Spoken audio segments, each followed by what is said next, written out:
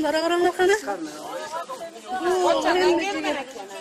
Karanlık kanı uçurduk. Kulağımızdan doğru yok pesinleri. Tepek veririz deyip.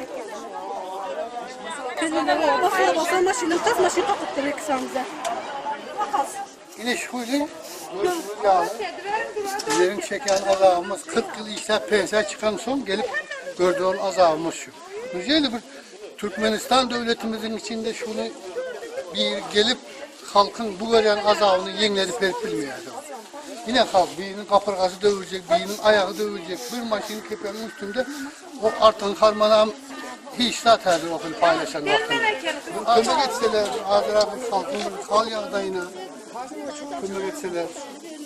Ne bilen gerçek dileğimiz her şey olur. Azrafı kömek etseler şu zatlar hepimizin unutulacak. Özü 2 yıldan beri peyda oldu. Bizlerin eşitmişimiz olsa arka dağımızın, prezidentimizin kömeği bilen her bir pensionere kömek deyip belli oturan kepek arzanlıktan. Ama son kuvakta bu belli oturan kömeğin üstünün davası, cancalı, ondan beter büyük olup gitti bunun. Kepeğe bir yanda dursun öyle almak ondan başka şey olur. Yine adamlar otelini şöyle.